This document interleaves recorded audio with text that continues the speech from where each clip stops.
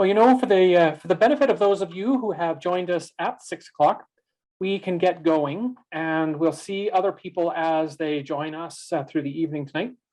This, of course, is the third of 4 sessions that we are doing for anybody who's interested in Stratford. This one is about engagement and communication, and we will get underway. We'll, as before, we'll give you a bit of an overview about what we're doing, what we intend to do, and how you might want to participate as we go along as well. We'd like to make this obviously quite as interactive as possible. So with that in mind, we'll get underway. Councillor Ritzma, I think you were going to bring us some greetings from the city. Absolutely, and thank you, Ian. So it is my privilege to welcome Ian McCormack on behalf of the Mayor and City Council virtually to Stratford. As Ian stated a few moments ago, this is his third of 4 sessions covering the topic of good governance. For those joining us for the first time this evening, Ian has a solid understanding of what roles a council plays and how these are different from municipal administration. Ian understands that local government goes beyond providing road paving and installing of utility lines. Certainly this work and his relationship and the relationship of council, administration, and the public is well described. And I know he's mentioned this several times, but it's worth mentioning again for a good read, described in his book, Who's Driving the Greater and Other Governance Questions. As a council, I can assure you that, assure our citizens of Stratford that we value and respect your engagement in your community and local government. Your involvement has an impact on the community we all love. I believe that through Ian's presentations that both council and the public can learn and grow in what good governance looks like and how it best serves the public and facilitates fulsome engagement of citizens from all across the community. And I think that's important to identify that it's from all across our community. Thanks again, Ian, for being with us tonight. And thank you to those joining us, whether you're from the public, staff, and councillors. I look forward to tonight's session. This might be my favorite one, engagement in local government. It's all about that communication piece, how citizens can get involved and have a positive impact. And I'll assure Ian that historically the citizens of Stratford have been very involved in the community and in governments and have had an amazing impact. And I thank the public for your ongoing engagement. Personally, I love hearing from our citizens and interacting with them. So Ian, once again, thank you on behalf of all that are involved here this evening, and the floor is yours. Thank you very much, Councillor. Well, everything you have just said about me, I would pass on to my colleague, Maria de Bruyne, who's going to be joining us this evening. I will give her a more fulsome introduction in just a little while. I would like to suggest, just give you a bit, for those of you who have been part of this, and for some of you who haven't participated, this, as I mentioned, is the third of 4 parts. And I would like to provide some kudos to the City of Stratford for bringing us in to have a bit of a conversation with you as people who are invested in their community, to talk about how governance works when it works well. So the idea behind all of this was to identify the various roles in local government, how they all mesh together, what local government does, and how people can get involved in the life of their government. The first session, the first 2 sessions are actually recorded and on the city's website. This one is being recorded as well. It will also be on the city's website probably tomorrow or the next day. The first session we did, as you may recall, for those of you who are present, was we were talking about what cities can and can't do. So we started with the Constitution of Canada, and then we moved our way down to the Municipal Act, another act in Ontario as well, to talk about some of the roles of cities, the reality of the role, and some of the things, for example, around downloading that happen, if not by accident, then somewhat inappropriately. The second session last week, we talked about roles and responsibilities. So we looked at the roles of council as a whole. We looked at the role of individual members of council. We looked at the role of the mayor as a specific member of council. And then we looked at the roles of various people within municipal management and administration as well. We talked about who is rowing and who is providing the effort and steering as part of that too. Today, we are talking about engagement in local government, and my colleague Maria, who I'll introduce momentarily, is going to speak to most of that. It's an area of expertise for her. This is really the interaction between the local government, your city of Stratford, and the people, the businesses, the organizations that call Stratford home. So it's very important and can be done very well from multiple different perspectives. There's a reason that everybody has chosen to call Stratford home, and there's a reason that you choose to stay there. And I suspect a ton of that likely has to do with the interaction you actually have with each other. So that's today's session. A couple of weeks from now, on October the 5th, this is October the 20th, we'll be speaking about finance, and that'll be the fourth in this session. And we may actually throw a couple of other small things in there too. The role of finance will be specifically around revenue sources for local government and some of the big places where the dollars get spent, whether it's capital dollars or whether it's operating dollars. And so that then will complete the session. So that's going to be the four parts to this. We know, of course, that this would be much better if we were all sitting in a room having a great conversation with one another. It's not. This is a good plan B. So there's a phrase that I think I stole this from Maria at one point, saying we need to have a little bit of extra grace and patience as we work together in an online environment. You have also found, as we went through the last couple of sessions, that I'm really interested in the diverging ideas. That just because I say something, it doesn't necessarily say it's gospel. It might be the gospel according to Ian, but it doesn't necessarily mean it's the gospel. So please do have a conversation with me and challenge each other as well. We wanted to make this interactive, so you've absolutely got the opportunity to ask questions. You can ask them live. You can put up your hand in Zoom. You can add questions to the chat, and we'll get to those as well. Several of you have taken advantage of my offer between weeks to contact me directly, and I do appreciate that as well. I'm often able to put a little bit of thought into those responses too, and so hopefully those of you who have engaged with me after or between these sessions have found it that way. I love what I get to do, and talking about governance done well, so I'm happy to keep talking about that. Just a quick note, we haven't had any issues with this, of course, about inappropriate comments or behavior. If there are comments, those kind of comments, you will be asked to refrain from doing it, stop. If you don't stop, we do have the ability to remove you from this session. I just mentioned that as trying to keep the barn doors closed before anybody even tries to escape. Just a note about the session too, this is your time. We, of course, were retained by the city. And tonight you get 2 for the price of none. And hopefully it's a good use of the resources that the city is expending on providing some information to people who actually live there. So please make this your time. I have said in the past that I'm quite happy to answer the questions and make this more of a seminar going back and forth. To the best of my knowledge, I think I've attempted to answer all the questions that have been asked live as we go through the session. Whether they've answered them well for you is up to you to determine, of course. A note too about good governance, that we're all interested in good governance, as Councillor Ritzma referenced. And while good governance does have an ideal end, there are various ways to get to that end. And that's some of what Stratford is after. Fundamentally, I think, though, that you likely want your city to be successful. Pretty sure City Council wants you to be successful as well. So there's some reciprocal grace and build up to that. And finally, just making sure that if we do disagree, it's disagreeing on opinions and interpretations rather than on personality. Councillor Ritzma introduced me. I won't go much through this, with the exception of just saying that the experience that we bring goes beyond doing sessions such as this. We do a lot of work with council orientations. In fact, in Alberta, I think we have about a dozen or more happening over the next 3 weeks, everywhere from small towns like Calmar with 1,000 people up to a council orientation in Calgary with 1.2 million people. So the principles remain the same. We're doing a lot of strategic planning at the moment. Right now I'm in Saskatchewan. I was joking with some of the folks who joined us early that we've had 3 sessions so far, and in each one of them I've been in a different province. The first one I was speaking to you from Alberta. Last week I was in Prince George, BC, and today I'm in Prince Albert, Saskatchewan, all of which were associated with doing some strategic planning, and a whole bunch of other topics associated with governance. Doing some writing too that Councillor Ritzma referenced to. So if anybody's interested, that book is available on my own website or on the website of Municipal World, who's the publisher.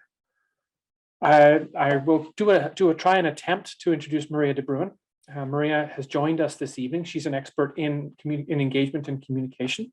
She's the CEO of Emerge Solutions, Inc. And she and I, or her company and Strategic Steps, work together on quite a lot of projects. If we need good, thorough, comprehensive, detailed engagement done, we bring in Maria and her team. They work on integrating engagement to support decisions, looking obviously at outcomes and good, robust methods to achieve those outcomes. Now, while she and I, for that matter, mostly work with local government, we find that any organization that is trying to do things collectively can benefit from solid engagement and communications as well. She too has a life outside delivery as a consulting role. She teaches at the U of A in a series in programs, and you see those programs here. And like me, she is also a contributor to Municipal World. And so with that, Maria there's the introduction, Maria, and we'll turn it over to you momentarily. I did want to not turn the tables, but give you an opportunity right now to see if anybody had any questions from the last session that we did. Well, last two, if you like. So the first one was about what the city can and can't do. The second session was about role clarity and governance administration and some principles with that. Does anybody, and I know a few of you had contacted me, and hopefully that's been useful to you, but as you have been ruminating this over the last week, for those of you who joined us on that first session or the second session, was there anything that you wanted to bring up, questions that you had, observations that you had made during our time together? I'm quite happy to continue on, but I also want to make sure that I acknowledge and act on this being your time. All right, well, not hearing anything there, we'll do what we had done before and stop from time to time and just ask you questions. Several of you have been quite a lot of have been efficacious, if you like, in filling in questions as part of the chat. We're quite happy to get to those as we move along. So if there's no following up there, I just want to speak generally about high-level engagement. So there are two kinds of, in terms of communication rather than engagement, and Maria, I suspect, will spend a bit of time speaking about the difference between engagement and communication. She actually had asked me to change the title of this session from communication and engagement to engagement and communication. And I suspect she may comment on that as well. So there are some reasons that municipalities, local governments throughout Ontario, have to communicate or provide information to the public. Some of which is laid out in acts, provincial acts like the Planning Act, for example, some of which will state that if there are to be changes made to whatever happens on the ground, it could be zoning changes or land use changes, that sort of thing, that there is a requirement for the municipality to provide information to ratepayers within the community that that's actually happening. And some of that, both in the Act and lower down in some of the policies and bylaws, is gets a little bit outdated over time just because of methods. Oftentimes there's reference to taking out ads in newspapers. Now, while that is still a legitimate way to do this, of course, it's been superseded by a lot of other media vehicles, ways of communicating as well. As many of you no doubt know, I suspect there aren't very many of you on the call still, on the Zoom tonight, who still subscribe to a daily newspaper or even a weekly newspaper. But those things are still included in the Planning Act. And as you may recall from our very first session, until legislation changes, it remains in effect. And that could be provincial acts, it could be the Constitution of Canada for that matter, and it could also be local bylaws and policies. So that's some of the mandatory or statutorily required communication that has to be done. And some of that can also include things like statutory public hearings as part of council meetings too. So the city has to do it, and sometimes the response to that isn't very good just because of people's schedules. The second type of requirement to communicate is really up to the municipality. Different municipalities deal with it in different ways. So that's the voluntary sort. So for the city, this is kind of what we're going to talk about today, is kind of what's an ideal state. You obviously know how the city communicates with you. Communication often being just pushing information out to you. And different places do it in different ways, and different places do it in a different level of thoroughness. It's a case of try to take the horse to water, you can't make it drink. So different people want to receive information in different ways, some of which is mandatory, of course, and some of which is voluntary. I just wanted to point out here that engagement in Stratford does show up in your strategic plan, or in council's or the city's strategic plan. You have a goal around strengthening plan strategies and partnerships, which is an outcome, of course. And part of that then talks about how does the city get information to create those partnerships that it's looking for, to make plans that are useful and relevant and timely, to come up with strategies that are both challenging and challenging yet achievable. And this is talked about in the fulsome nature on the right-hand side here, which is a bit more of how some of these strategies will be achieved too. And I think Maria may talk a little bit to this as well. So this is in the city's current strategic plan. I asked a little bit of the city around policies and bylaws that deal with communication or engagement. And the only real one I've managed to find, and folks from the city who are here who can correct me, please do, that was around petitions to city council.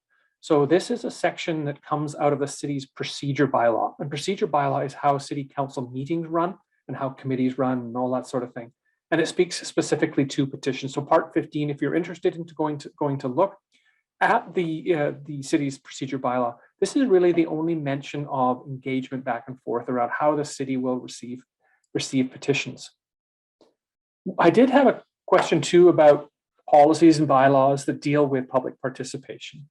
And the city, to the best of my knowledge, doesn't have a policy that deals specifically with that, with communication, with engagement, with public participation, those sorts of things. So what I've done here is I've just pulled out an excerpt of a bylaw from the city of St. Albert. And I chose St. Albert because it's about the same size as Stratford, just north of Edmonton.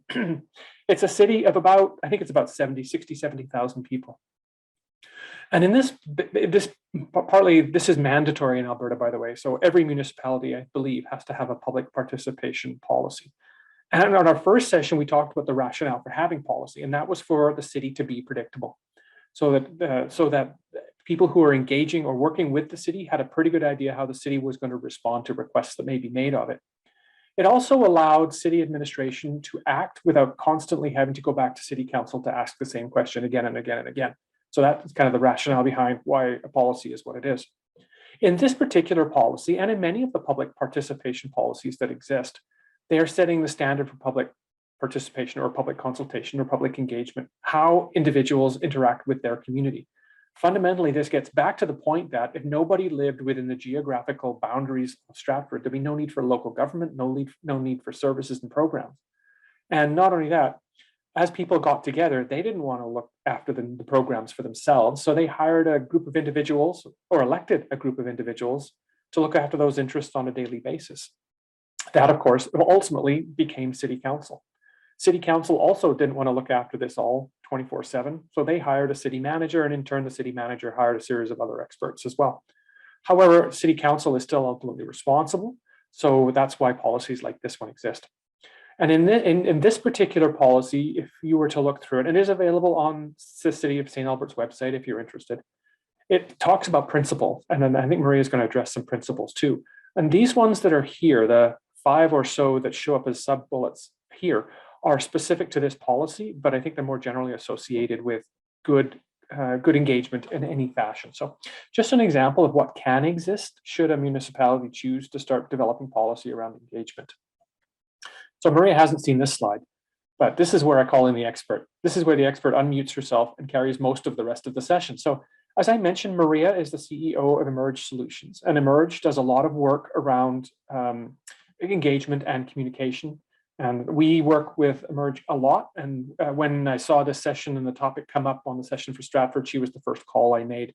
So with that, Maria, I'd happily turn this over to you and let you deal with this as you see fit. I would suggest too, though, to people who are watching, as you continue to watch and as you have questions, either in general and theoretically associated with engagement, or practically how engagement works within the city of Stratford, we'll respond to that as best we can and see where we go. So with that, Maria, it's up to you. And just let me know when you want me to advance the slides and I will. Great. Thanks so much, Ian. And good evening, everyone. It's a real pleasure to be with you here. So as Ian had mentioned, he was gracious enough to invite me to be a part of this session today. We have worked quite a bit together in the last few years, and I certainly have benefited from his expertise when working with municipal governments and understanding the structure and framework and processes and policies and procedures and all of the legislation associated with that. And there is a relationship between that, a very strong relationship between that and public engagement. So as Ian indicated, I'm going to share some of my ideas and experiences over the last little while, working with local governments on engaging with their citizenry. We will talk a little bit about communications, of course. It is a foundational element to the work of public engagement. And so everything that I'm going to share with you tonight, and probably some of the conversation that we have, will definitely reference the need or highlight the need for continuous engagement, clear, consistent communication to support that engagement. So I think what I'd like to do is just get started. Maybe, Ian, if we don't mind, we could run a bit of a poll to start. This is our attempt to be interactive in the virtual environment. But I'd just like to get a sense from everybody as far as, you know, what your experience has been with engaging with your municipality, or in what ways you have actually engaged with your municipality. So Ian touched on quite a few that were more on the legislative side that, you know, are mandated. And then there's other opportunities, of course. So just trying to get a sense of where people have had that interaction with your municipal government. And I can see we're getting a few responses coming in. That's great. Fantastic. So we're seeing a lot of opportunities to interact directly with your council, which is fantastic. And we're also seeing some examples of where there's been work done by the municipality to engage you. So things like an open house. That's great. So my sense from this, as we still see numbers coming in, is that your council is accessible to you. You can pick up the phone, you can have an email with them, which is a wonderful exchange. And you've had opportunities to participate in some of the more structured public engagement opportunities. I can close this. We've got 19 of 27 who have so far responded. If you want, I can keep it up, Maria, or I can close it. Nope, you can close it right now. So thanks very much, everybody, for taking part in that. It gives me a good indication of the types of things that, types of interaction that you're having with your municipality right now, and the experience that you've had with engagement in your municipality. So maybe with that, Ian, I'm just going to switch and maybe take over screen share, if you don't mind. Not at all. Okay. I think you have to stop your screen share. Here we go with our technology. There we go. While you're doing that, there were a couple of things that have just come through in the chat as well. I might just run through a few of those too. Yeah, please. While you're doing that. So here we go. As I bring this up, I think Jeff says, I think the idea of the City of Stratford having a formal public participation policy is good, i.e. based on the best practices in other places in Canada. I don't share Martin's sense that public participation here is well done. Formal policy might improve things. Sharon says she agrees. Ed says one word, Chinyi. Jeff says, I hope a review of how we could be better might follow from this process. Mike, oh, okay. Wonderful. Yeah, and I hope, sorry, go ahead, Ian. No, there was just a direct message there as part of it too. Okay, awesome.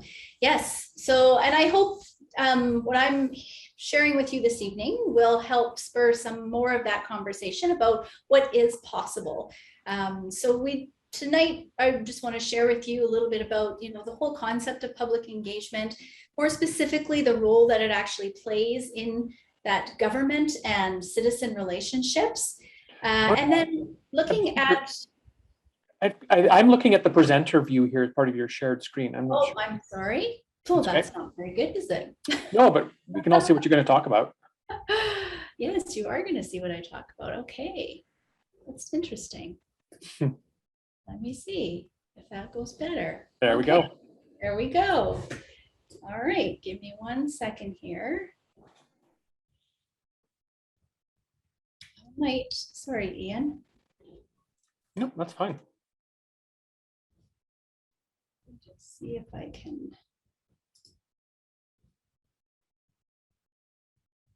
It's not showing up for me properly on my end. I might just stop share if you don't mind and get you to share. Yeah, I can do that. You just tell me which slides you want to advance and I'll advance them for you. Okay, thank you so much. And thanks to everybody else for their patience. All right. Okay. Yeah, we can start there. That's fantastic. Okay. Thanks. Perfect. All right. Okay. So we're going to talk about the role of engagement, what it looks like, and how it can happen, and how actually engagement supports that representative democracy, including the role of the municipality and the role of citizens. So just a little bit about me. I have had experience working in municipal government, and that really did teach me a lot. I don't know quite as much as Ian around the governance piece, but I did learn about policies, procedures, legislation, really discovered kind of the importance of those pieces and how they can bring some form and structure to the work of municipalities, but also how they really contribute to the system of representative democracy and how that actually works. And so in my time in government, I also discovered that while that structure and the process kind of sets the stage for making decisions and getting things done, it's actually the relationships. So when and how people interact in that structure and decision-making process, that's what really brings government to life. And it was a realization that kind of at the heart of local government lies the opportunities for citizens to interact, not just with their government, but also with one another. So I have actually spent the last 14 years working with organizations to find ways to improve that interaction. It kind of started when social media came on very strong, and I was working in local government and communications and started to see the impact that social media was having on people's expectations of how they wanted to communicate with their government and the shifts that had to be made. And social media being such an interactive platform, started to see this tipping point into, well, now we want to be able to engage with you, and the expectations around being accessible 24/7, all of that sort of accumulated into, well, how are we going to adapt to this new way of and new expectations from our citizenry? And I was really interested in that, did a bit of research as part of a graduate degree around it. And then, finally, with looking at all of that, realized that, the fact that we have so much access to information, that, we have access to more education than we ever had, and different viewpoints through technology and just interactions in our communities. And really, whatever we're curious about, whatever we need information, whoever we want to connect with, it's just at our fingertips now. We can do that instantaneously, a few clicks away. And so this has really shifted our expectations about how we communicate and engage, not just with our governments, but with one another and those that we vote into leadership positions. So just before I move on, the other thing you should know about me is that I am a bit of a Pollyanna. So I truly believe that most people have really good intentions and they want to do good things. And I think most of the good that we actually see in our communities comes from people, including our leaders, that want to make a difference, not just for themselves, but for the people that are part of their community. So I'm excited about being able to talk to you about what those opportunities might look like in the context of local government. So with that, Ian, I'll get you to move to the next slide.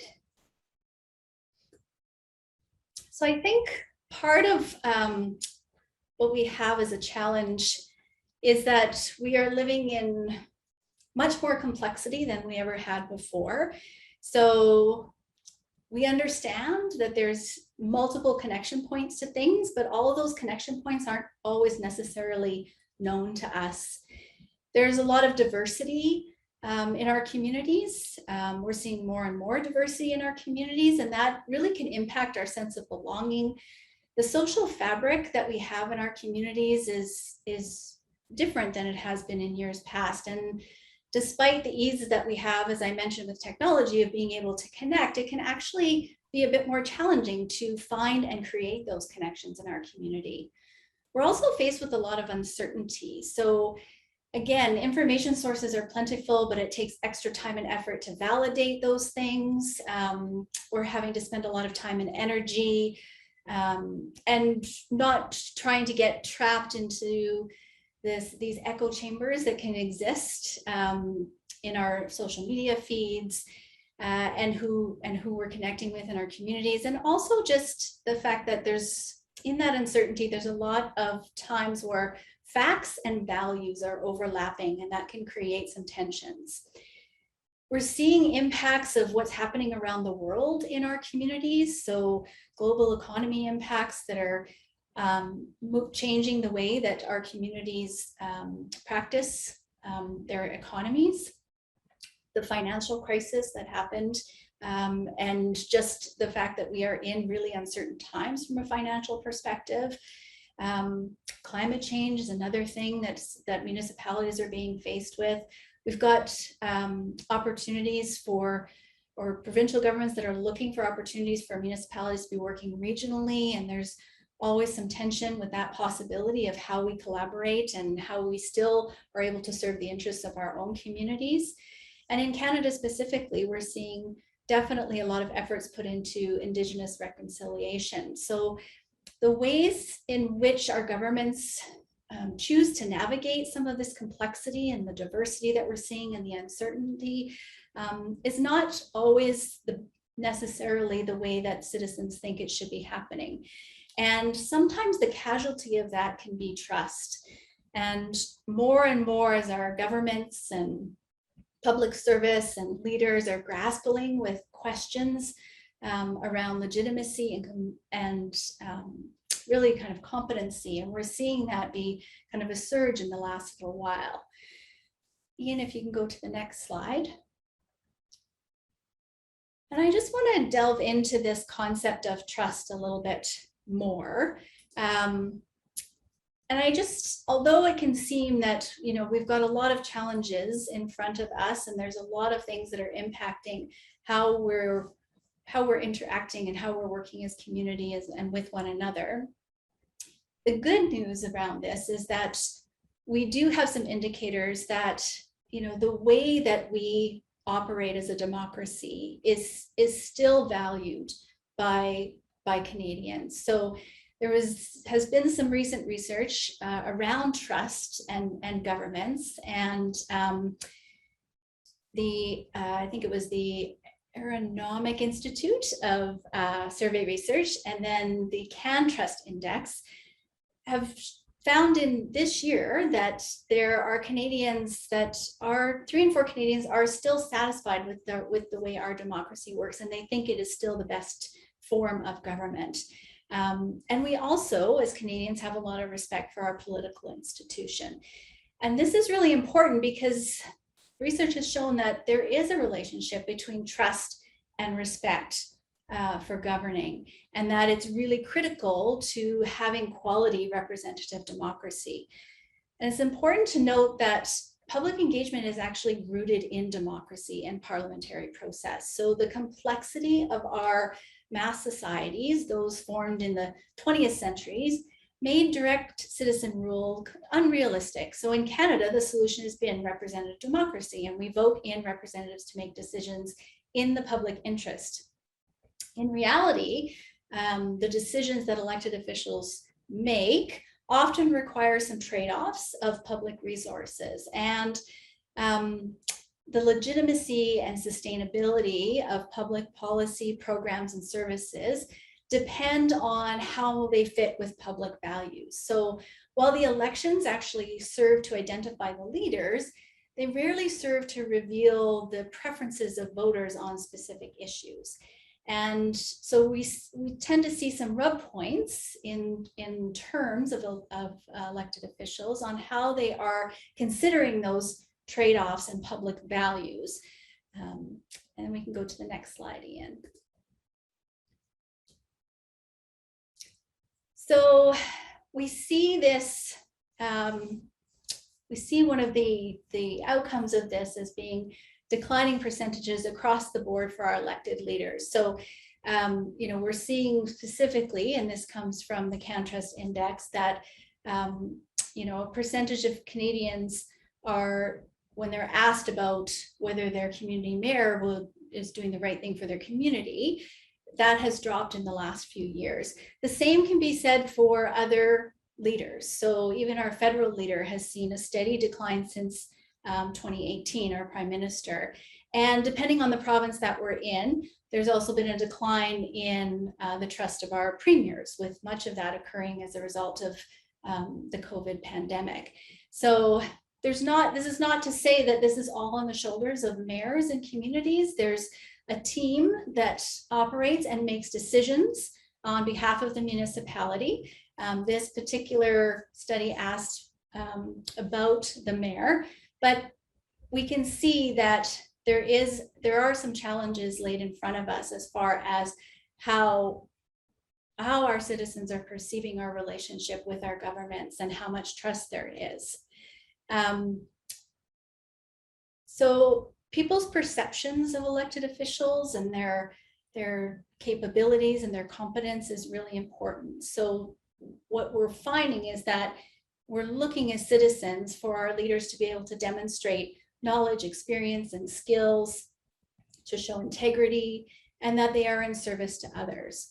And they want them to demonstrate openness and interact and communicate ethically in their service to the community. So this whole concept of trust isn't necessarily about whether we trust the institution. It's more about how we work together and what our experience is like working with those institutions, and how we can actually come together to create a sense of belonging and community. Without that happening, without that ability to interact and build those relationships, we start to see things like polarization in our community, because we have some suspicion or doubt around people's motives. There's a bit of anxiety and unease, and we tend to withdraw from our communities in those instances. The other important thing to note about this whole area of trust is that there is a real reciprocal component to it. So in order to see more trust in the people and our elected officials and the people that lead, there needs to be trust shown in our citizens as well. Ian, I'll get you to go to the next slide. Before I do that, Maria, there've been a couple of comments come up on chat. Do you want to deal with those as they go, or do you want to wait until the end? No, we can talk about them now. Sorry. Sure. And if you want to defer them or have me answer them, I'm happy to do that too. A couple of people have sent me direct messages too. I'm taking those as quiet behind the scenes comments, and I'll just leave it at that. If you do want to say something publicly, absolutely, you're welcome to do that, of course. So if I pick up from where we had left off just a few minutes ago, was a note here that says, from John saying, one of the more useful things that could be done regarding public participation would be to have a requirement for an open public comment period at each council meeting for brief, unfiltered comments on any relevant topic. For example, why hasn't such and such public records request been complied with? Or what's the city doing about such and such? Do you want to comment on that, Maria? Do you want to wait for a while, or do you want me to? No, sure. So we can talk a little bit about those opportunities for sure. And as I talk about ways to enhance or improve the practice of engagement in communities, we are going to talk about what are the right things that need to be put in place. What are the structures? What are the policies? What are the practices? So this is certainly one that I've seen many municipalities adopt, and they do it in the form of part of their regular council agenda is a Q&A. And there's some guidelines for municipalities around what that can look like and how that operates. And it is an opportunity for the municipality to hear from constituents about any of their concerns and to pose questions to council. So that opportunity certainly does exist, and some municipalities have adopted it. I'm going to add to that if I might. So public meetings are public only in so much as the public is invited to watch government being done, not that the public is invited to participate in those meetings themselves. So there's a bit of a caveat to that. However, I too, like Maria, have seen procedure bylaws or procedure policies that lay out the meeting agenda format and order, much like yours does in Stratford, that speaks to or adds some time on the agenda for delegation, not even delegations, but for citizens to comment on matters which are actually on the agenda. Sometimes that requires a sign up in advance, and sometimes that's a sign up at the meeting, and sometimes it's just the mayor making a call for people who may want to comment. The plus side, as Maria has talked about, is something about responsive government, that it gives people an opportunity to speak directly to those who are who hold those august offices. The downside to it has been that nobody is prepared for it, essentially. That members of administration or members of council may not be able to respond appropriately to questions that come forward. So it may look like there's a bit of a delay as things are being considered, not necessarily behind the scenes, but between meetings. So there are pluses and minuses to that. Some of the idea about representative democracy versus direct democracy come into play with that as well. I'm going to move on, if that's okay, with another question here, Maria, if I can. Somebody said there are some councillors who seldom answer their phone messages and emails. How are we supposed to deal with that? I don't know if you want to talk about that here, or if you want to get to it later. No, sure. And I might lean on you a little bit here too, because I know there's some code of conduct work that councils can do, and perhaps some of that can include some of the responsiveness and communication with citizens. So I think there could be some mechanisms that are put in place that demonstrate council's commitment to having that communication and responding to citizens who are requesting. So Ian, I don't know if you want to chime in on that too. I always want to chime in.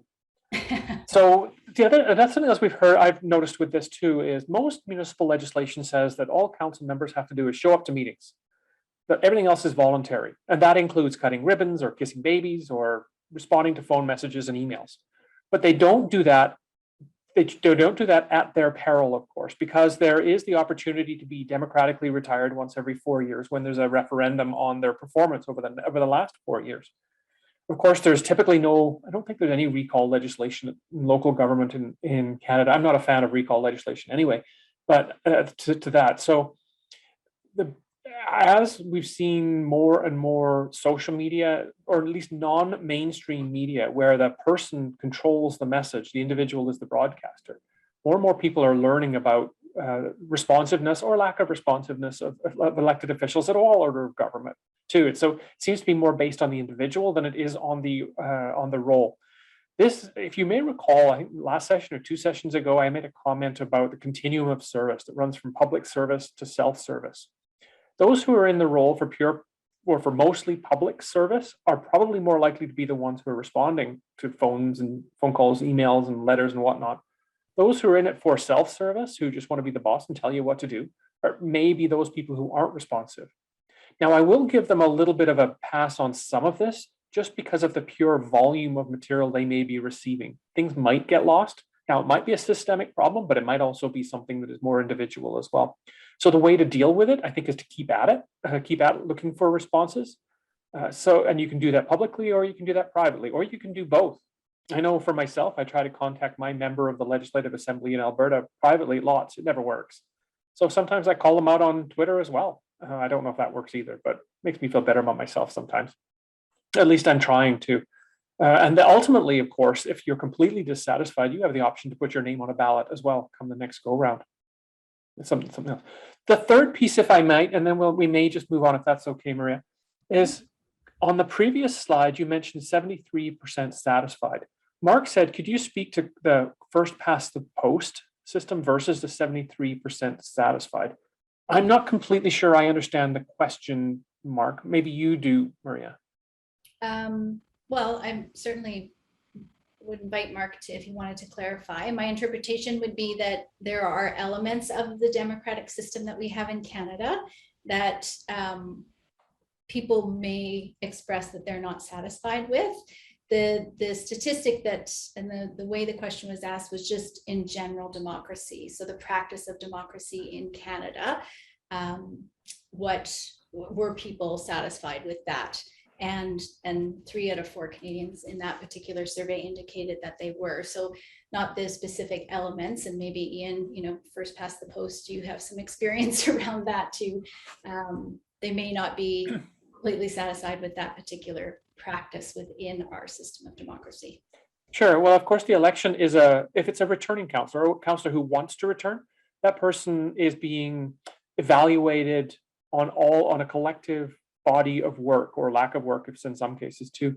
So while responsiveness might be something that is significant to a portion of the population, it might not be as significant to another. Maybe a road got paved or potholes didn't get fixed, and that becomes the ballot question rather than responsiveness. A note here, just a couple of other pieces just before related on this, then we can move on. Somebody had suggested, I'm sorry, I don't see the name here. I know that some councillors feel they were elected to do their job, but do not answer emails or calls when asked to get resident views of what they consider right. Councillor acts on his or her own. That gets back to my comment, I think a little bit earlier too, about self-service public service and representative democracy versus direct democracy, sorry. The next comment from Joan was municipalities where councillors have executive assistants will field incoming calls and questions from constituents. I'm not aware if Stratford has such a system. I'm not aware of that either. Joan, you're probably right, just because of capacity, if nothing else, in those those are typically the larger municipalities. If you were to go to a smaller county or a village, most elected officials in this country, in most municipalities, are on their own. The mayor or the reeve or the warden might have an executive assistant. All of them might share an executive assistant, but it's quite rare that each councillor who represents a ward or a division would have their own assistant. So I wouldn't be surprised if you're quite right about that the extra capacity that's available would make them more responsive. Plus, for those people, that might actually just be part of their job. And unlike the council member who just has to show up to meetings, the person who is the executive assistant has the role of responding as well. Okay, Maria, I'm happy to leave it there if you like, and we can move on. Great, thanks, Ian. And we'll come back to the questions after the next kind of break. Okay, sounds good. Okay, so just to build a little bit on that point of trust, and a key component of trust being reciprocation, I just wanted to touch on some research that's been done at the University of Florida. There isn't a lot out there, quite honestly, around the relationship between citizens and their government, but Kai-Feng Yang has done a study that talks about or looks at this idea of trust between governments and its citizens, and found that many of the relational or interpersonal factors that citizens are looking for from their governments, governments are also looking for from citizens. So when we talk about ways to foster this community building and relationships and trust in our communities, we're talking about things, as he suggests, is that in those engagements, we're looking for integrity in actions and ways to, or abilities to be able to consider different information and perspectives and knowledge when making decisions, and really a willingness to act in the best interest of not just themselves, but also the community as a whole. And that's on both sides. So what citizens are looking for from the municipalities and what the municipalities are looking for when they're interacting, engaging with their citizens. He also found that public engagement is actually quite an effective mediator of trust between government and citizens. And so if we're looking at the role of public engagement as part of our decision-making processes, part of his research revealed that there that implementation of engagement in a structured way is actually a really critical factor to building trust between governments and their citizens. And he said that just that practice, getting into the habit of it, having a routine, having that structure, enables consistent opportunities for citizens and governments and the people that make the decisions to learn from one another, to demonstrate that integrity, to demonstrate their skills in being critical thinkers, and to demonstrate service in the best interest of their community holistically. So there's lots of opportunities. And Ian, I think we can go to the next slide. And we talked part of the reason I wanted to put the poll forward was just to get a sense from as to what sort of opportunities might have been put out there, what sort of opportunities citizens have taken advantage of to interact. And if we know that that engagement can be this mediator to support community relationships, then it kind of seems like a no-brainer that we would try and ramp that up and work to create stronger communities through those opportunities, help to foster that legitimacy and confidence in our communities and in our leaders. It can also be a bit challenging though. And, on this slide, there's some keywords there of different techniques that, we can implement in order to foster this type of interaction.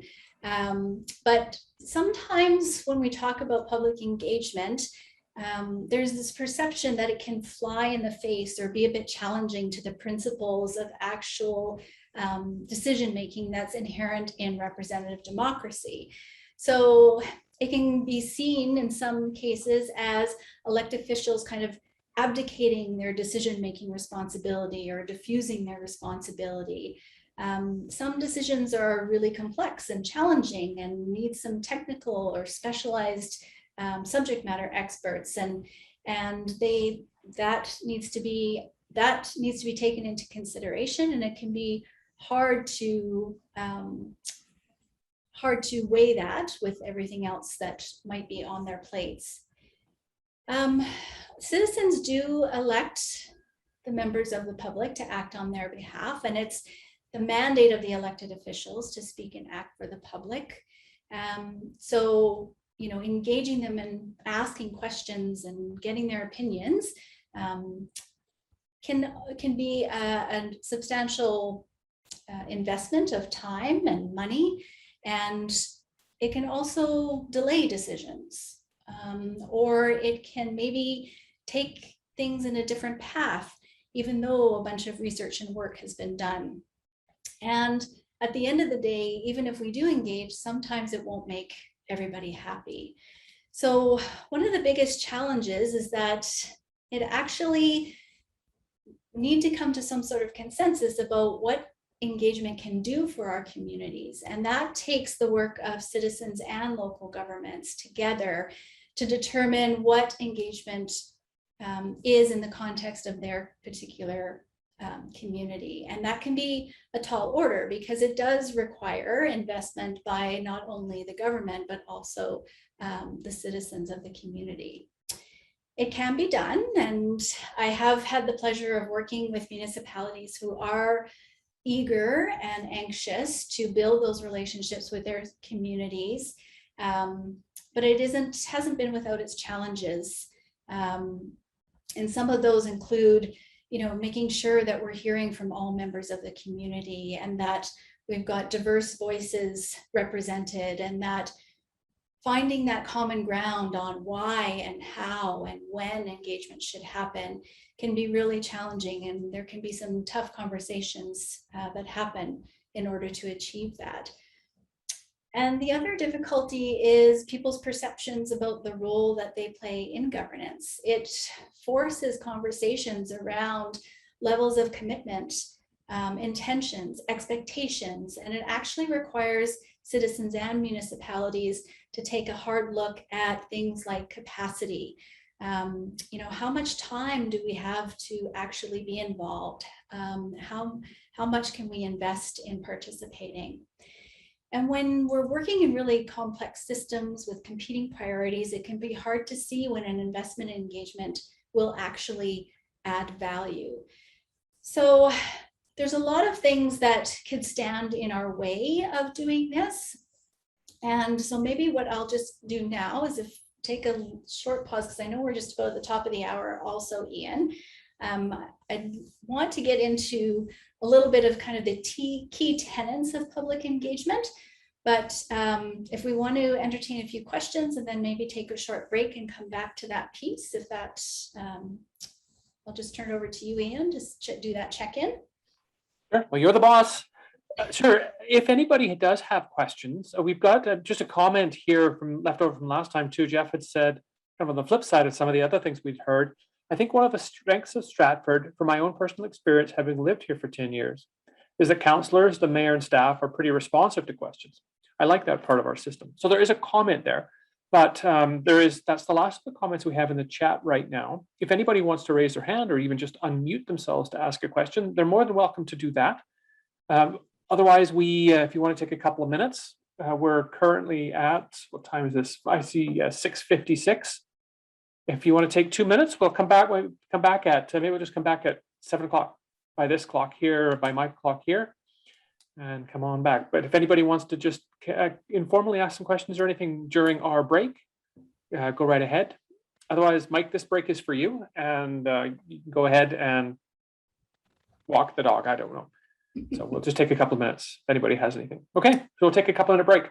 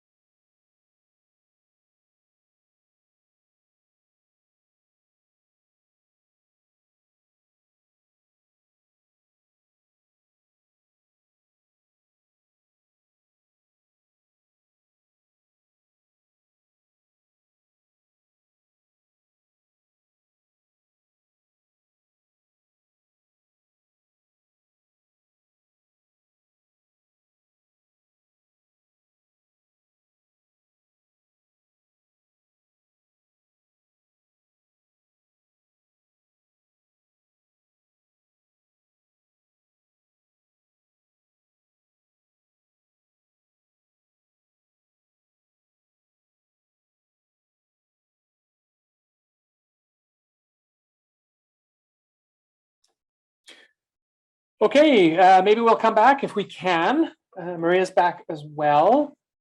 And nobody put anything else in the chat except Sharon, who lovingly said, well, he's gone. Let's all revolt and take over the city. Sharon, if you want to be revolting, you go right ahead and be revolting.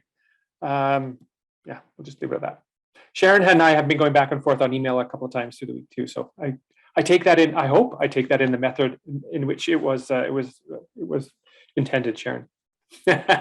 Good. Sharon, Maria, why don't you go ahead? Great. Thanks, Ian.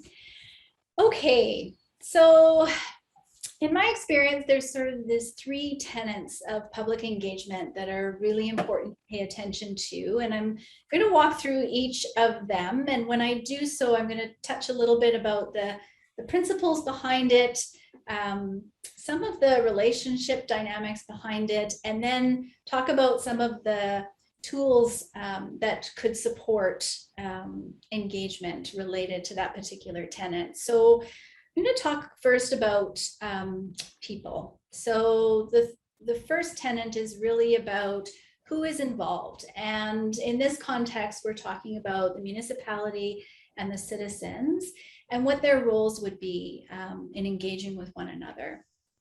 The people tenet is also about what each of those parties values and the principles by which they operate. And it's about what it actually will take to work together. The power tenet is about the relationship between representative democracy and the degree of influence on decision-making processes. So it's about this idea of government and governance. And it's about clarifying how engagement supports governance and representative democracy. And then promise is about commitments. It's about making the circumstances and practices of engagement transparent, and it's about clarifying expectations and demonstrating values. So let's talk first around that people tenet of engagement. So I'm going to get Ian to chime in on this one too, because he is our governance guru. But while it is true that governments are at various levels, are the central actors in decision making, there are in our communities many others that are beyond government that are also involved, both formally and informally. So this is really true in municipalities, mostly because there's so much complexity within our communities. So not everything is on the shoulders of municipalities and as far as service in our communities. And the evolution of a municipality results largely from the countless decisions that are actually made by people and organizations in our communities. The first of which is the act of voting. So creating those structures beyond the election through things like public hearings and council meetings and delegations, which are more of our typical ways that we see engagement happening. Anything beyond that is kind of patchy actually across the country, but we have seen recently, and for reasons, a lot of the reasons that I shared at the beginning, that this whole concept of moving beyond those typical legislative structures is growing. And it really is gaining a lot of ground with local governments who are closest to the people that they serve. And this whole concept is related to this idea of a governance mindset versus a government mindset. So interestingly enough, there has been a lot of work done around governance, and Ian, has spent quite a bit of his time and career studying this as well and helping governments practice governance. But there's organizations out there that have looked at some of the principles of that governance. And so this slide describes kind of what the difference is between the two and how they're viewed. But there's also the Organization for Economic Cooperation and Development, OECD. They also identified some really important principles around governance that actually have a fairly strong correlation to the practice of engagement. And so some of those things were around coherence. So being really clear about who does what, and that should be really clear to citizens. Coordination, so working together, particularly on strategy planning and creating plans. And we saw in the example that Ian shared that the city has identified that. Being flexible, so being able to adapt as things change. So that goes back to this whole idea that we're work in complexity all of the time. Making sure that there's participation as part of the governance mindset. So being open to inviting and hearing from diverse representatives in your population. And then this whole concept of social cohesion. So the fact that, you know, in governance, we're looking for institutions to promote inclusion, safety, and opportunities to be in community. So Ian, I don't know if you wanted to chime in there just on, from your experience, this whole concept of government versus governance. You know, Maria, I think you've done a really good job with it. Some of it constantly evolves too. And if we go back to the beginnings of democracy with things like Athens and Sparta, where it was direct democracy, but only for a very few people, we've kind of almost gotten back to that now. And I think with the more decentralized nature of things like social media, where anybody can be the publisher of any particular piece of information. So there's a sense of greater levels of efficacy, I think, amongst people. So 50 years ago, the interaction with government was pretty much either holding massive protests or voting from time to time if you were actually granted the franchise.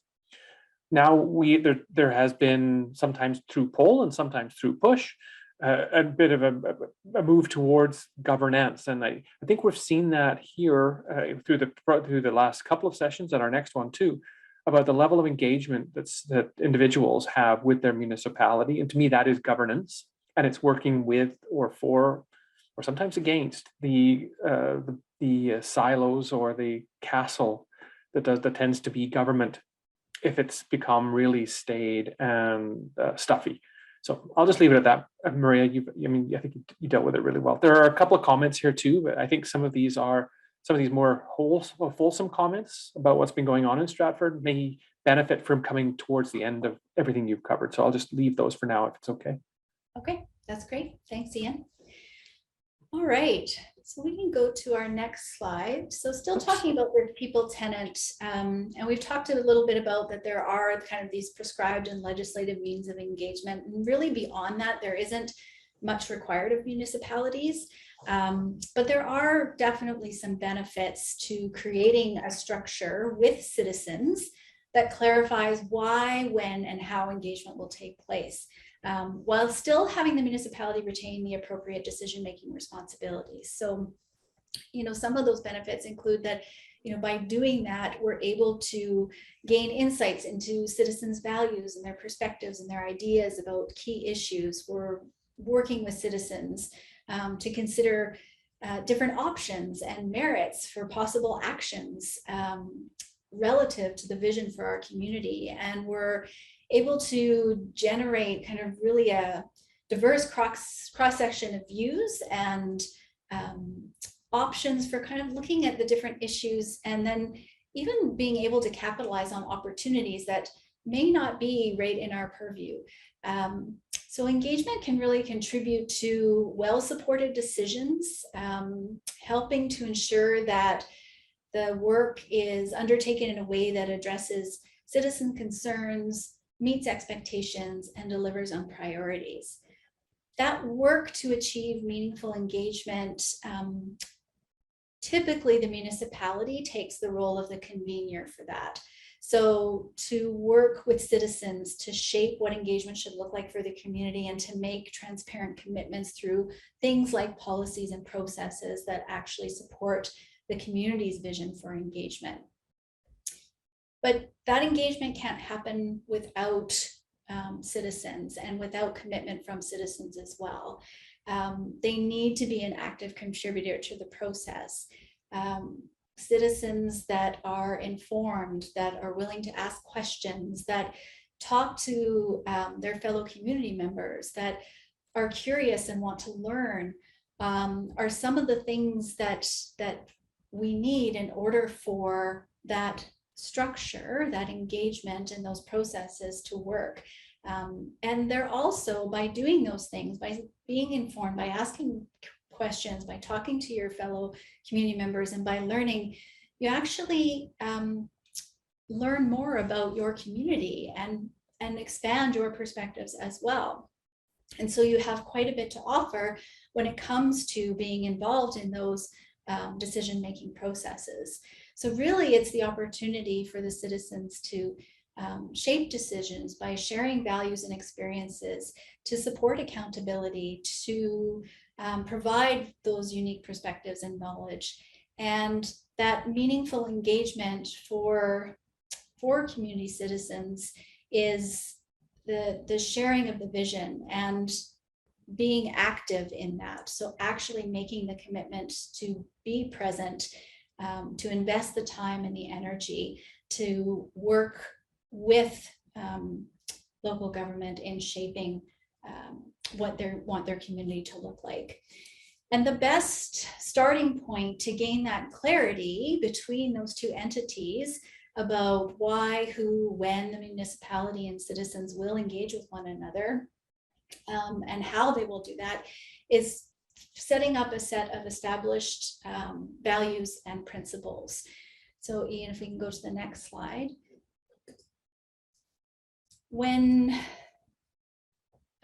So one of the things that we want in that experience is, as people come to the table, we want them to be able to bring with them the desire to build inclusive environments and to bridge differences and to communicate. And with that desire, then you're able to start to have that conversation around what are the values and principles that we want to see in our community as it relates to our relationship between government and citizen. And Ian, the next slide.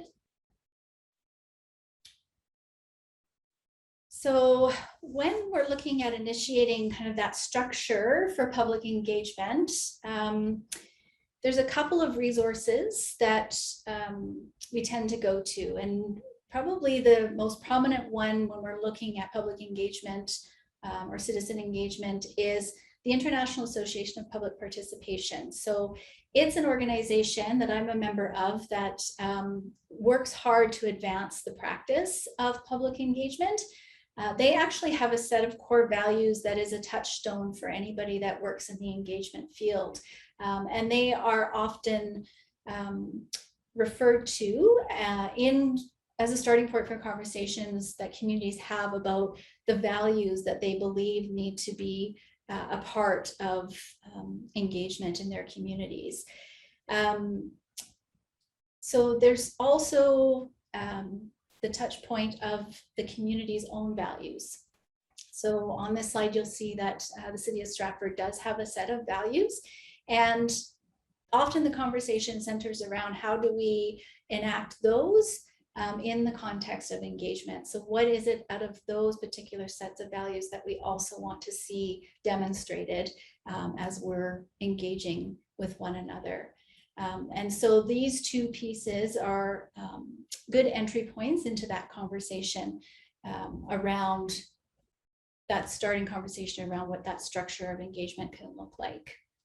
Hey, Ian, if we can go to the next slide.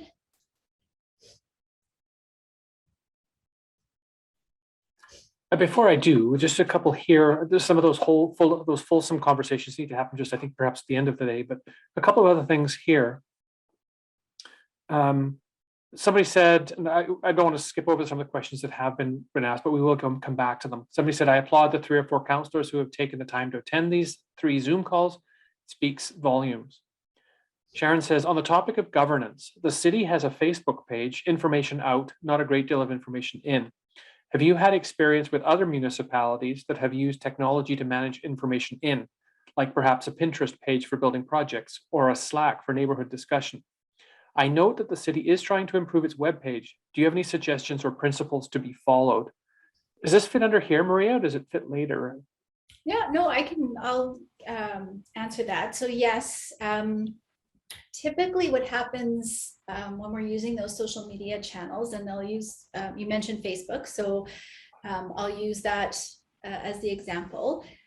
Municipalities that are looking for that engagement will use kind of that Facebook Live component. So they will do a live broadcast, if you will, through Facebook and interact with residents. And it can be like a Q&A, it can be about a particular topic. So it's their opportunity for citizens to be interacting with a member of council or the mayor, or even, you know, particular members of administration. So there are ways, as far as, you know, collaborative tools to address a particular issue. I have seen, you know, when a group of citizens come together, so in the form of maybe an advisory committee or in a group that's been called together to as a focus group, they have instituted their own tools within the purview of their mandate to work collaboratively. But I haven't had experience or know of any municipalities that have done that broadly in the community. So those are just a couple of examples. Hopefully that helps. Sharon? Okay, thanks. Sharon knows how to get a hold of us anyway, so it's Okay. fine. She can ask after the fact. Carol has said, Maria, will you be explaining what the best practice in Canada is in terms of concrete actions municipal governments should take to ensure the citizens will always feel adequately heard? Perhaps examples of difficult decisions that municipal governments have negotiated with citizen engagement. So I think a lot of that, Carol, has to do with, and we are going to talk next a little bit about this idea of influence in the decision-making process, and when to invite citizens into the decision-making process can be a tricky one, but I think there are some tools there that we can use in order to set that up in the context of what the community would like to see and the municipality has the capability to deliver on. So I am going to touch on that a little bit, but really, you know, when we're thinking about the actual practices of people feeling heard, that comes back a little bit to the communication piece and being really clear about the degree of influence that the citizens will have on a particular decision and why that level of influence, and that clarity up front is guided a lot by what I just talked about as far as values and principles around engagement, and having the community involved in setting those in the first place really helps to guide the municipality in making those choices. Thanks.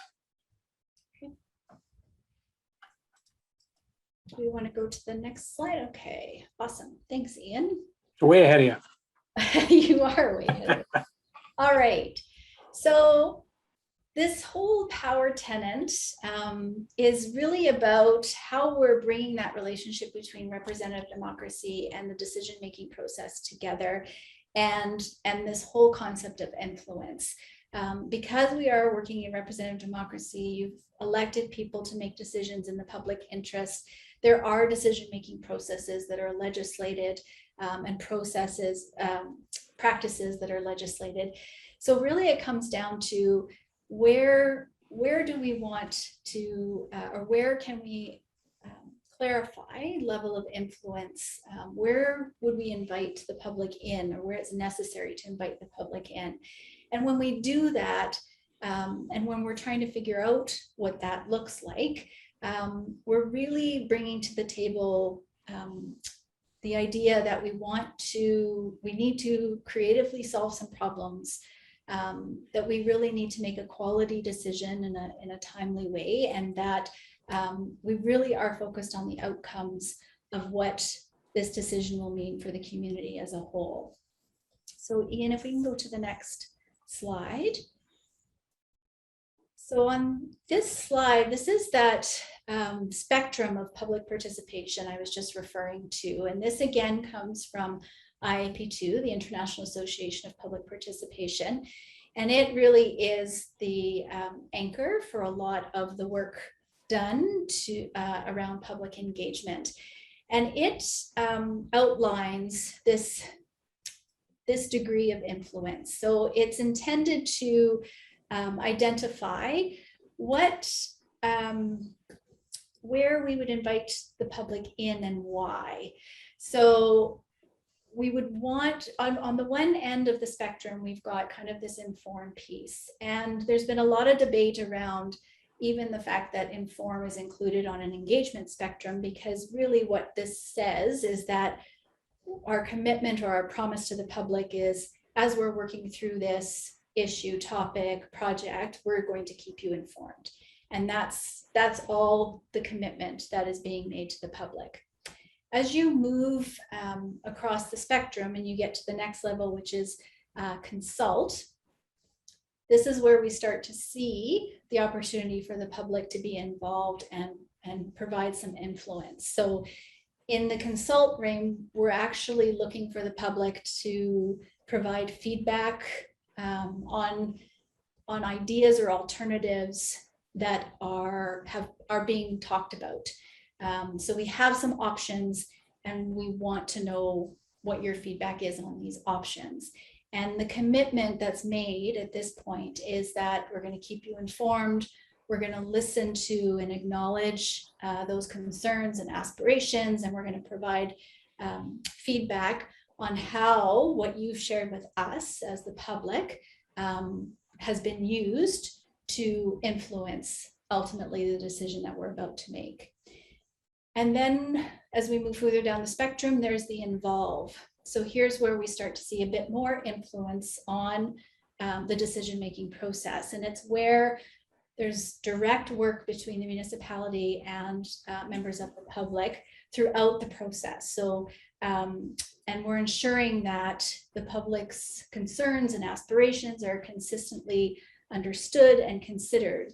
And the commitment being made here is that you're working with members of the public to ensure that their concerns and aspirations are directly reflected in whatever alternatives are developed, and that providing feedback on how that what you've offered from the public standpoint was used to make the decision. And then we get to the collaborate piece. So this is where there's actually, and they use the word partner, so this is where there's actual partnership with the public in each aspect of the decision to be made. So including what options we might be exploring. And then out of those options, what do we think is the best solution? So the public are at the table through that entire process. And the commitment is that they're looking to the public for their advice, their innovation. They're looking for them to support formulating the solutions, and that they're actually going to integrate that advice and the recommendations to the best of their ability into the final decision and outcome. And then the last piece where we have the most influence is the final decision is placed in the hands of the public, and that the municipality will implement what the public decides. So typically these show up as plebiscites in municipalities. I have seen this empower piece used in municipalities around neighborhoods who want to build a playground. The municipality has the dollars and they invite the neighborhood to get together and figure out what equipment they want in this playground. They're given the budget and they're put to the task as a community to decide what that looks like. So they ultimately make the decisions within the constraints of that particular budget. So those are a couple of examples of the empower. But by having this spectrum in place, provides the municipality an opportunity to look at the work that's being done, to look at the decision that needs to be made, and understand or identify where there will be benefit in inviting the public in to engage on that, to get their feedback, to work with them, to come up with alternatives with them, to identify the preferred solution. And the important piece around this is that decision-making piece is that there's a lot of components that are involved when a municipality is making a decision about something. And so when they're looking at it, they're usually looking at three key things. The first one is around the input for that decision will be around, are there legislative things that we need to be considering, and fiscal items that we need to be considering around budget. They're going to look at, are there technical or subject matter expertise that we need to consider and include. And then the other third part of that is that, what do we need to know from the public in order to help us make this decision? And once you identify that, then you're looking at, all right, so where would they fit? Where do we invite them into this conversation on this spectrum? What would give us what we need? So I'll just pause there. I don't know. There were a couple of things here, Maria. Somebody said, there were a couple, oops, sorry, that's my doing.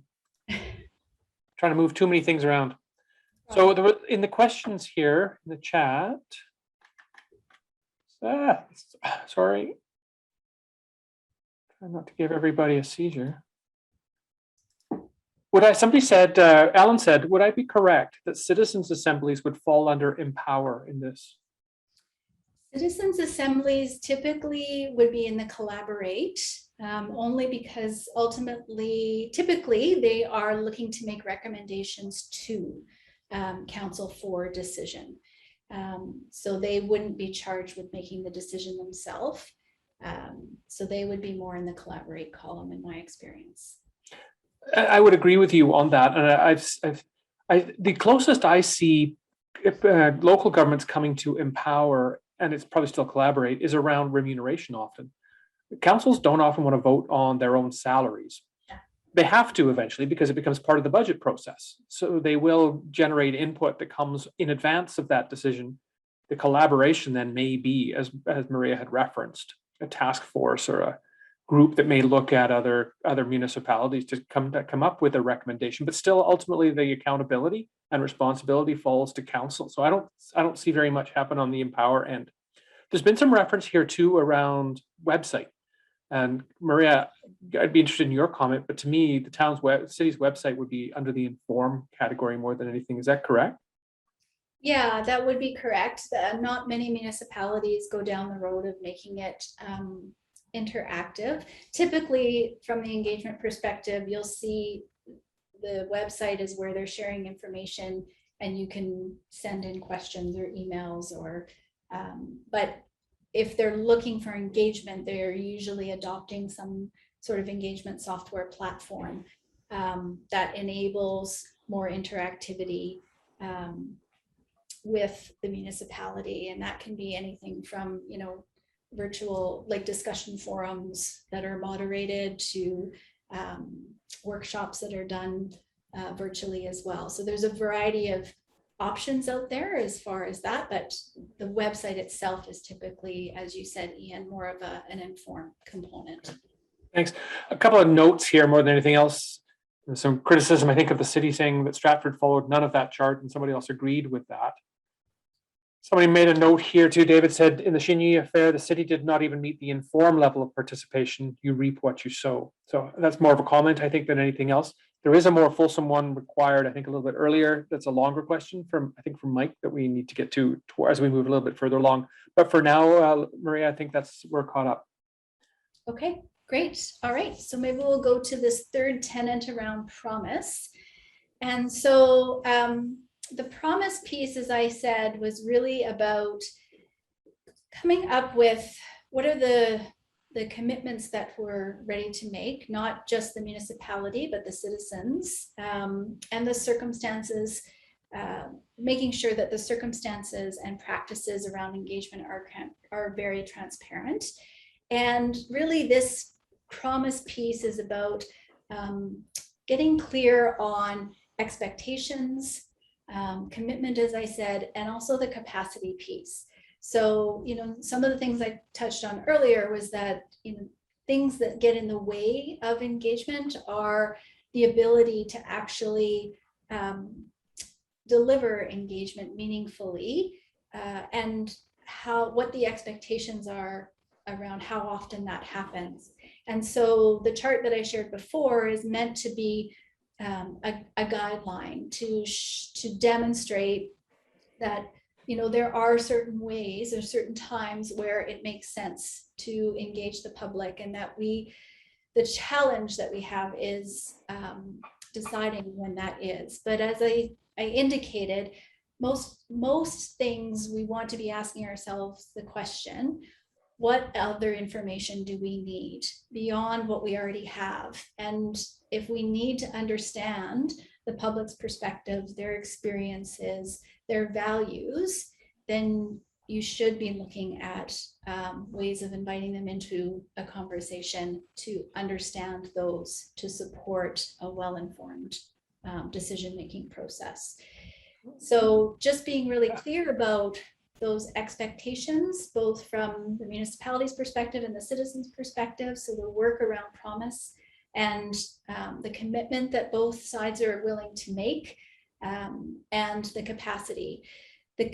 When you're coming into those conversations, what we recommend comes to the table, and the competencies that we'd like to see is just really being able to be adaptable, to come into that with a really open mind. And it also requires some courage, because sometimes what we're going to hear or learn is not what we had expected. And we need to be willing to not only share that, but to receive it and to work towards finding some common ground to be able to move forward. So part of, and Ian, I think we can go to the next slide, part of this work to establish those expectations and commitments and capacity comes in the form of, and I've referred to this a few times, but setting up what is kind of that good structure for public engagement in a community. And there's 3 components to it. One is a public engagement framework. The other is a public engagement policy. And the third is a public engagement procedure. So the public engagement framework is really about identifying a vision that describes, if we do public engagement, what will that offer? What is our desired outcome for this? What will success look like by investing in public engagement and working with our community? And for citizens working with their local government. It also, in that framework, identifies those values and guiding principles that I referred to earlier. And it gives a description of how engagement will be planned and implemented. So things like issue and decision identification, where we know there's legislative requirements and that we will be doing engagement regardless, and who we would be inviting into conversations. It often includes that spectrum of engagement to describe the fact that we will, when we are engaging, we're going to fall into one of these levels of engagement. It includes how we intend to communicate and some of the more tools and techniques that we would apply to that engagement. Also in this framework, we look to identify the resources, and that goes back to my comment around the capacity. So what is it that we have that we as citizens can bring to the table, and what can the municipality offer to support that meaningful engagement? The framework also should include some sort of evaluation in it. So we want to know how we're doing. We can't improve without knowing how we're doing. So in a good public engagement framework, you would figure out how you're going to monitor and what you were going to measure, and also share that back with the community so that there's an ongoing process of reporting back and sharing where there's opportunities for improved work.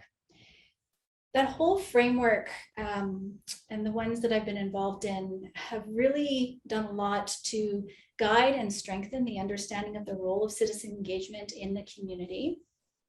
They help to encourage really consistent, good practice in how engagement actually gets implemented. So from the design stage to the planning, to the evaluation, to how it gets reported back, how the decisions get reported back. It accounts for all of those key elements. It helps to kind of mitigate risk because there's some clarity around what we can expect from the engagement that's going to happen in our communities. It also is a benefit because most municipalities do work with a lot of council committees or boards, community boards. They work with different consultants on projects. And so having that framework is a way to demonstrate what the commitment is in the community around engagement and what your expectations are of those particular entities. And it really helps to foster some efficiency by providing kind of an outline of how engagement would be applied to your decision making and to different projects. And then it helps to enforce good practices, and it's that tool to make improvements along the way. The policy piece, and as Ian has talked about previously, policies really are essential. They are the bottom line for effective and meaningful ethical citizen engagement. So those really set the boundaries to help a municipality move forward in its engagement practices, particularly when we see new expectations arise. So could be new technology. So, back to the question around Facebook and whatnot. So just, really being clear at the beginning of how do we operate in those environments when it comes to engaging. And then by making that investment in the policy, we're able to really ensure that both the municipality and the community's values and beliefs are reflected in the engagement work and the projects that are done. We have some guidelines and rules around the engagement work. We're able to articulate the principles that guide municipal actions, and we have clarity around roles and responsibilities for how engagement work is to be done in the municipality. And the last piece is around the procedure. So this is more an administrative piece that I've seen municipalities leverage their framework and policy with, and it really is about providing kind of that objective set of rules to really govern the administration's approach to public engagement, and again includes kind of those roles and responsibilities. So within our municipality, how are we working together to design and implement and report on our engagement efforts? Thanks. Maria, before you go ahead, there have been some comments about in the question here about some concrete things. Jeff says, this is interesting information, but what I'm looking for is good advice of tools that will make engagement effective and point us to best practices. The citizens of this community are ready to up its game in genuine public engagement. How do we get there soon? Related to that are recommendations. Oh no, let's try a different one. Show us sample frameworks, policies, and procedures. And will we be making recommendations to the city about public engagement, and will it be public? That may be beyond us a little bit, but some specifics around, are there tools that you have available or suggestions to actually put some of this stuff into effect, or examples around the framework, policy, procedure that you think are good practices that maybe Stratford might want to consider?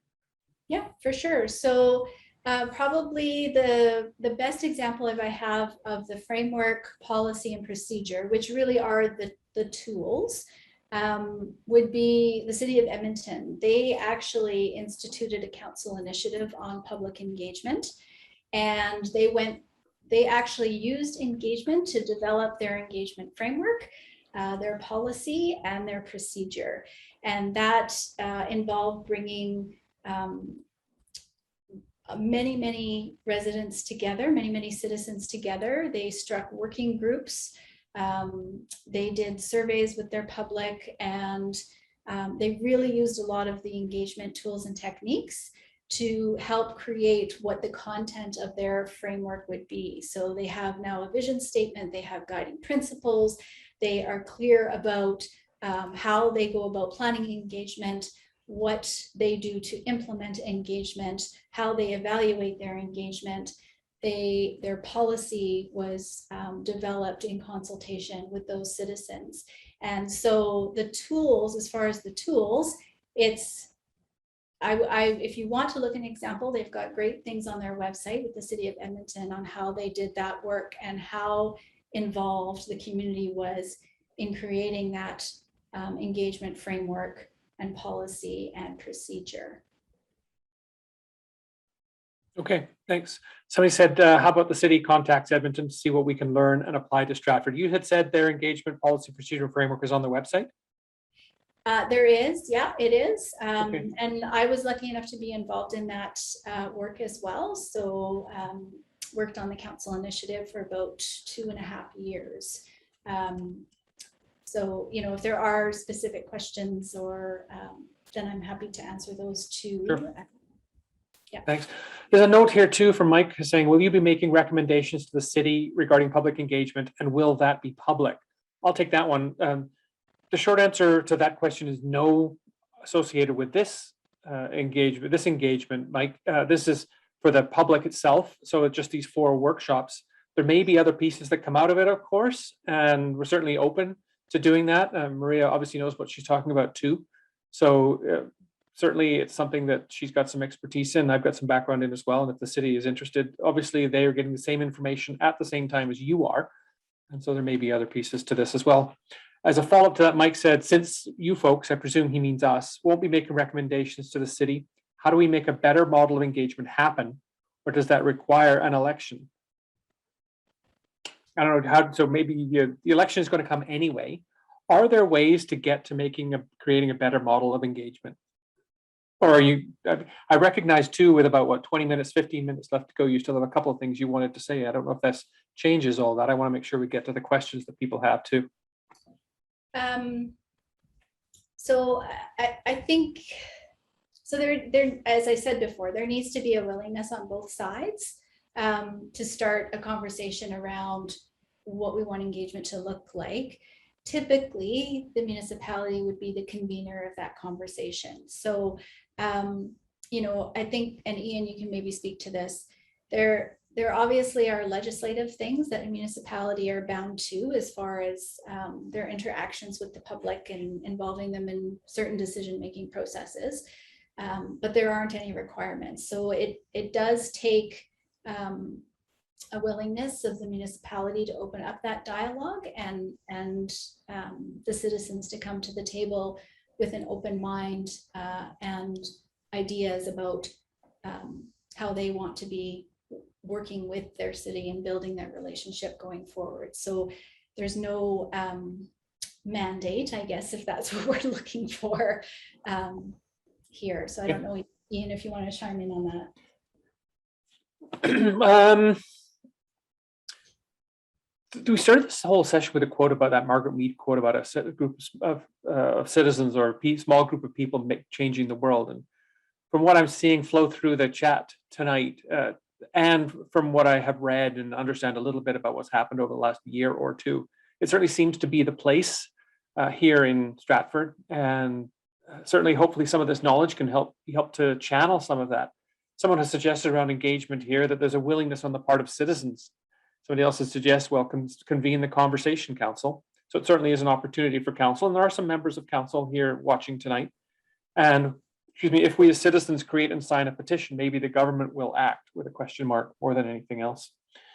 Maria, I don't know if you want to address any of that, or if you just want to move forward and maybe wrap some of this stuff up, and then we can get back to some of the other more meaty questions, like case studies almost. Yeah, for sure. So let's just, I'll just touch on a little bit. I just want to come full circle back to this idea of trust, and that, you know, really through these tools, coming up with that framework and that policy and procedure, we're trying to elevate or build that trust in the relationship. And so it really starts with providing some clarity, acting with intention, being open, striving to learn,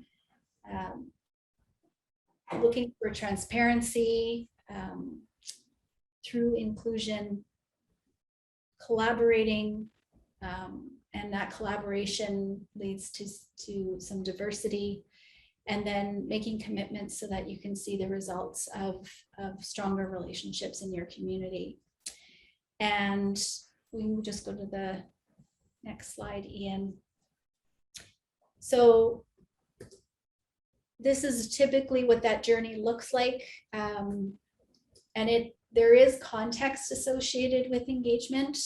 So although there's not a set prescription, as I said, there's a good example with the city of Edmonton. If this is a route that the community is looking to go down, but really it's about working together to identify a shared vision around what engagement looks like for the community, what standards are important to us, how do we want to engage with each other, so the principles of how we work together, what commitments can we offer one another, and what do we expect from one another, what our responsibilities are, and how we will actually enact all of that.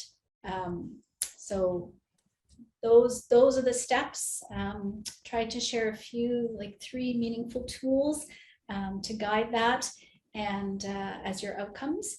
And yes, I'm happy to answer any other questions that we might have in the time that we have left. Thanks. I do want to jump into here. As I've been watching again some of the comments, there seems to be the primary issue seems, 2 issues anyway, seem to be culture and trust. And both of those seem to be outcomes rather than inputs. And you've spoken specifically to trust here and the change to culture. Judging by some of the comments, there is a lack of trust. And Jeff has said trust is a 2-way street, that in order for citizens to trust their local government has to trust the citizens, I presume is what that means. How do you go about turning that ship around if it isn't going in the right direction? Do you have any thoughts around that? So I think, I mean, it is really, when you're talking about a culture shift, it can be, it does take some time, but there does have to be a starting point.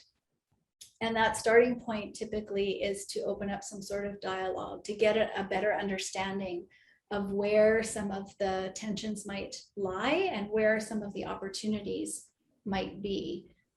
So the other important element is, are there things that are working well in the community, even outside of what's happening with the municipality, but are there examples of how community members, organizations, associations are actually doing engagement and doing it well? And what are some of those practices that that can be looked at and held up as an example of what a community might want to see? So it's a combination of really getting into a dialogue about where do we see things that are working really well that we want to see happen here? What sort of things are getting in the way of that being able to happen, and how do we overcome those, which really turn into the opportunities that we can contextualize what engagement is for our community. But there does, you know, to Jeff's comment, trust is a 2-way street.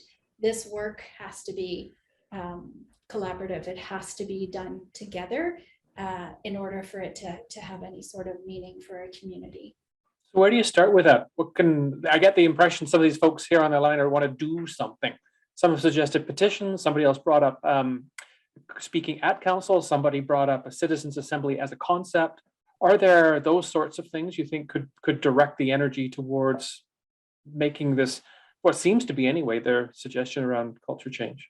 Yeah, I think that there's, you know, if a lot has been accomplished by citizens self-organizing and coming forward to their municipality and saying, this is what we want to do, and this is how we want you to be involved. So I think getting clear as citizens around what you want that to look like and working together, and then presenting that to the municipality is a great first step.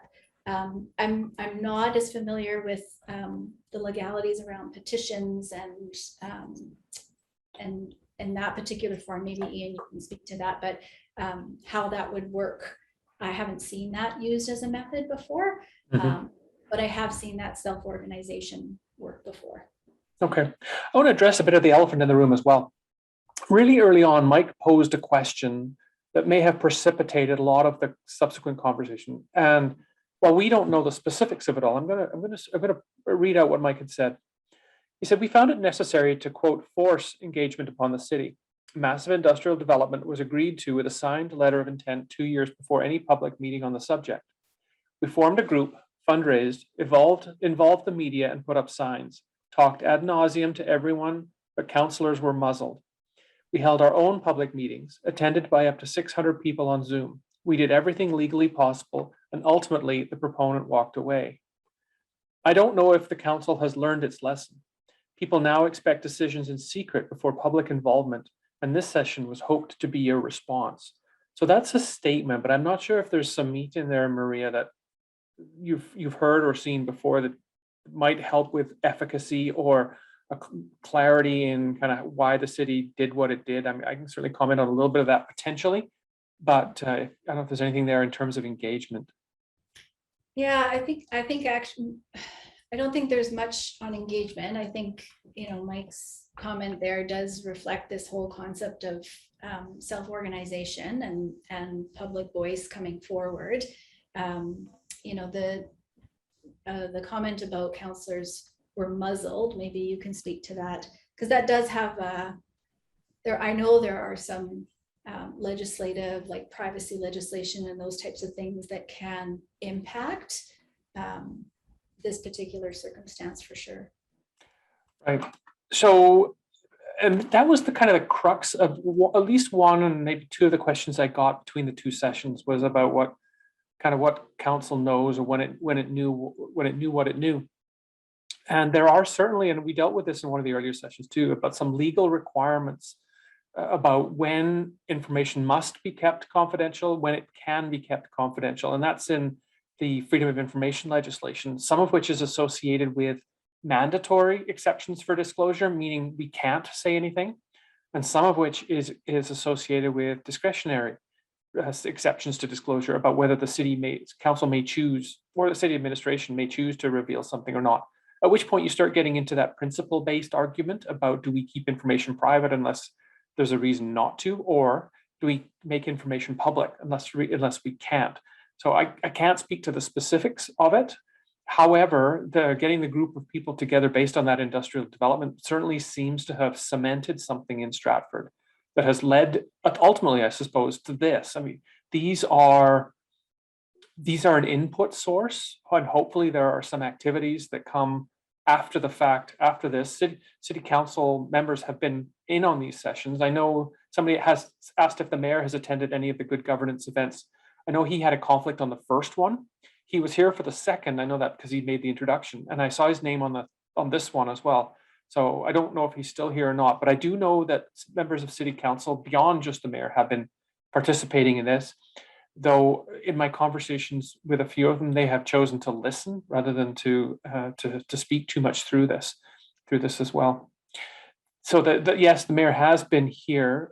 I don't know, Mike, if we've dealt with your piece around the Chigny decision. There are probably legitimate reasons for why things were the way they were, and the MZO and things like that. We can't speak specifically to that, but it seems like the city has invested time and energy in putting these together, and finances as well in putting these together. So somebody had talked about it takes two to tango on this. Maybe this is an olive branch that the people in the city, not just the people who are associated with the Chigny, but with other decisions that are happening as well, that there is some sort of efficacy to this as well. I noticed Lorena had put her hand up briefly and took it down. I don't know, Lorena, if you wanted to jump into this at some point, but you're certainly welcome to. Oh, coming and going. Sorry. There we go. There we go. Thanks, Ian. I just wanted to make a comment on this little corner here. I think Sure. What was most disconcerting about the Chigny event was when one got to examining the length of time that the project was in development from the time it was started and the time the 2 long years had gone by. And when one undertook a detailed study as to how did that invisibility occur, it certainly occurred through a few mechanisms, and one was certainly a blanketed approach to in-camera meetings.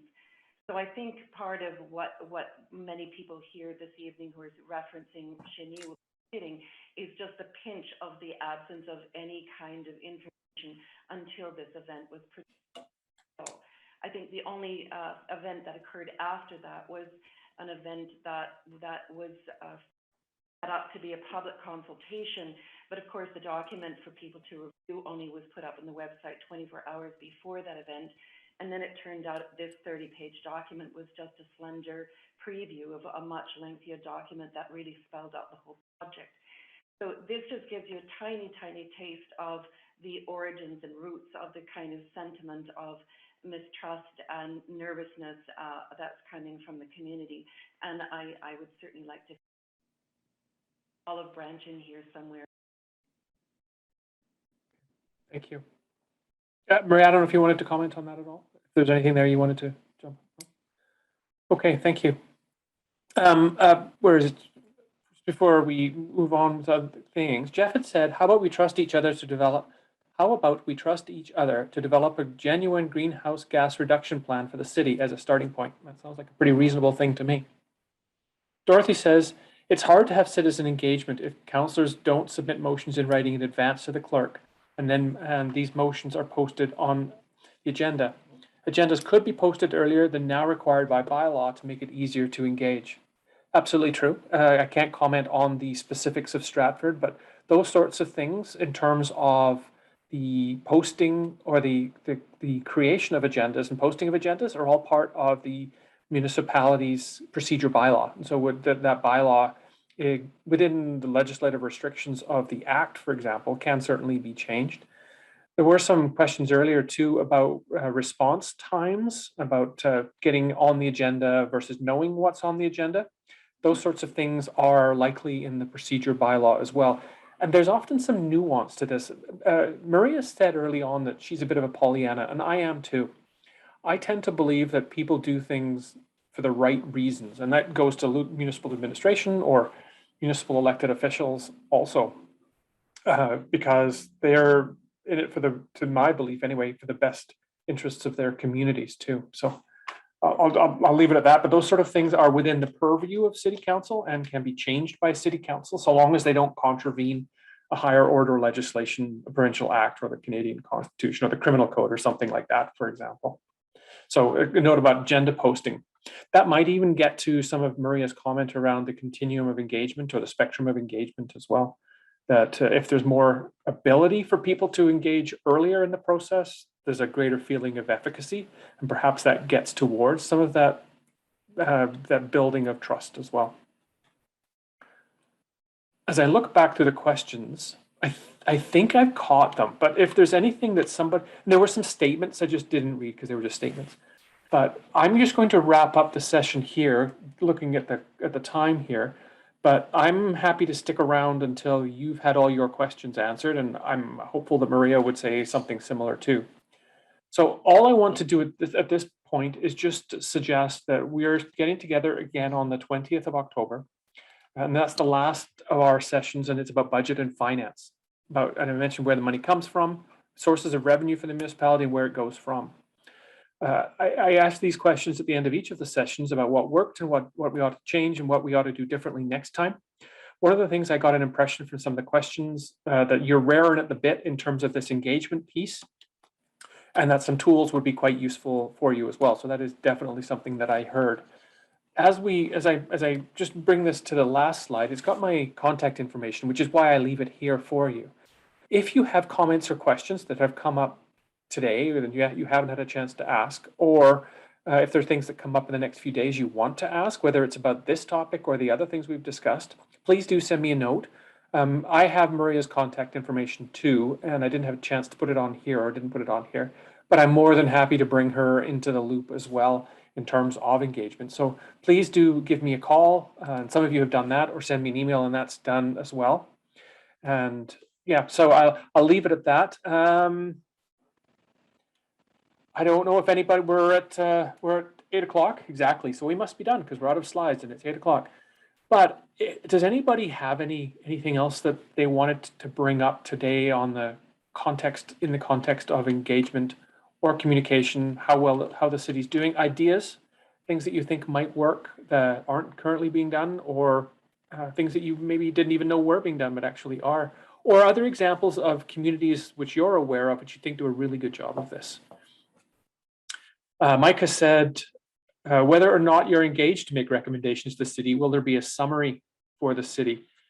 Our engagement ends actually with the fourth of these sessions, and they're just public sessions. These are all recorded, of course, and are available on the city's website. Many of you likely know, and the mayor mentioned this at the last session, that we have been engaged to work, or I have been engaged anyway, to work with city council on some professional development.